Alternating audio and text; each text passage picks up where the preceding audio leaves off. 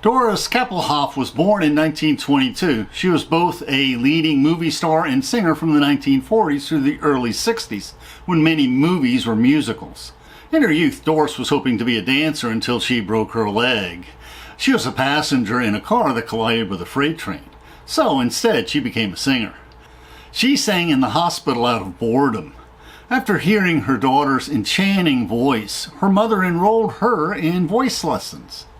In the late 40s, she began her career as a big band singer, recording more than 600 songs.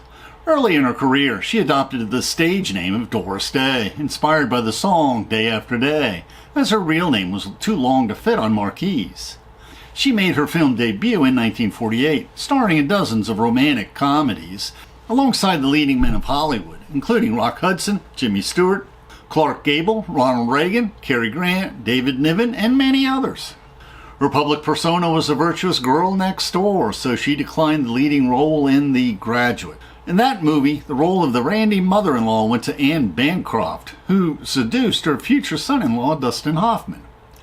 Now, Doris Day was not willing to transition to the free love climate of the 60s, which quickly ended her movie and recording careers. There was never a sequel to The Graduate, so we never got an answer to this question. What were the family holiday dinners like after he married the daughter of our cougar seductress? And how awkward would that be? And Doris Day's signature song was Que Será, Será, which in English is What Will Be, Will Be.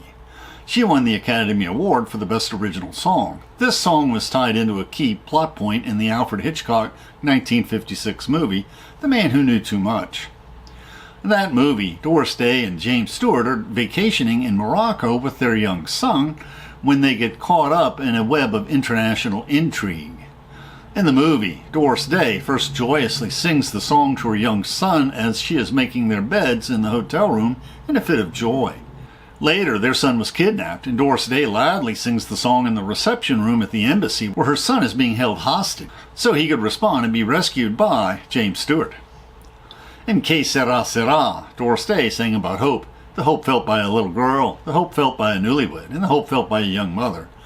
And her chorus reminds us that our future will bring us a certain randomness, uncertainty, and often unfairness, and that we can only do our best, that we cannot control the future, that we can only accept what comes. Now, I'm not as good a singer as she is, but this is how the song goes. When I was just a little girl, I asked my mother, what will I be? Will I be pretty? Will I be rich? Here's what she said to me. Que será, será, whatever will be, will be. The future's not ours to see. Que será, será, what will be, will be. When I grew up and fell in love, I asked my sweetheart, what lies ahead? Will we have rainbows day after day? Here's what my sweetheart said. Que será, será, whatever will be, will be. The future's not ours to see. Que será, será, what will be, will be.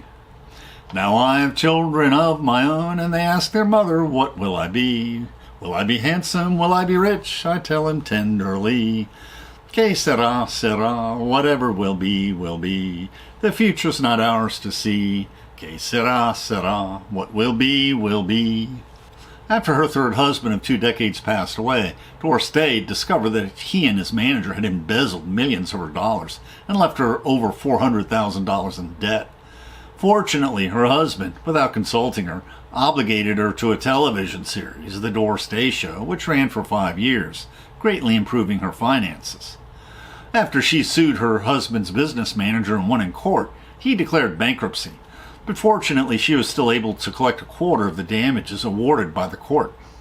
Less well known are the 3 ending verses composed much later that reflect on how old age often looks back, regretting the past, remembering youthful hopes dashed, hopefully realizing that those close to us have their own pasts, and that we must bear the consequences of past history, both good and bad. Now that my hair is thinning gray, I ask my shrink, where did my years go? Why am I wrinkled? Why am I poor? Here's what she said to me.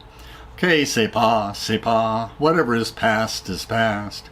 I don't know who stole your years. Que Sepa, Sepa, what is past is gone. For years I've been living alone. I asked my ex-wife, why did you steal my youth? Can I have my years back? Where did they go? Here's what she said to me. Que Sepa, whatever is past is past. I don't know who stole your youth. Que Sepa, what is past is gone. Everyone is busy, too busy, so I asked my children, why are you resentful? Why don't you call me? Why ignore me? Here's what they said to me. Que Sepa, whatever is past is past. We all know who stole our youth. Que Sepa, what is past is gone. Now these are Stoic themes, and they would agree with Homer's declaration in the Iliad. There are two great jars that stand on the floor of Zeus's halls and hold his gifts. Our misery's won, now good times in turn. When Zeus, who loves the lightning, mixes gifts for a man, now he meets with misfortune, and now good times in turn. When Zeus dispenses gifts from the jar of sorrow only, he makes a man an outcast. Brutal, ravenous hunger drives him down the face of the shining earth, stalking far and wide, cursed by gods and men. Now how can such a Stoic narrative be comforting? When, in spite of our best efforts and hard work, life does not go well and calamities occur, certainly we can use this as a learning experience seeking to improve. But our ultimate fortune is also influenced by seemingly random events, including whether the people we meet mean us well or ill. And this is one of a series of reflections on aging and retirement, including reflections by the Stoic philosophers, including Cicero, Epictetus, and Seneca, and by modern psychologists, including Paul Tournier and Jimmy Carter, who wrote a book on the virtues of aging when he was 90. The YouTube description includes a link to our PowerPoint script that we uploaded to SlideShare and also our blog. Please support this channel by sharing this video with your friends and by clicking on the like and subscribe buttons and by clicking on the Amazon links to purchase any of the books we discussed, which will earn us a very small affiliate commission. And please consider becoming a patron of our channel. Plus, we will host special discussion groups for our patrons. Plus, you can click on the Meetup or small M icon to participate in our online discussions, where we practice our future YouTube scripts. And please click on the links for other videos that will broaden your knowledge and improve your soul.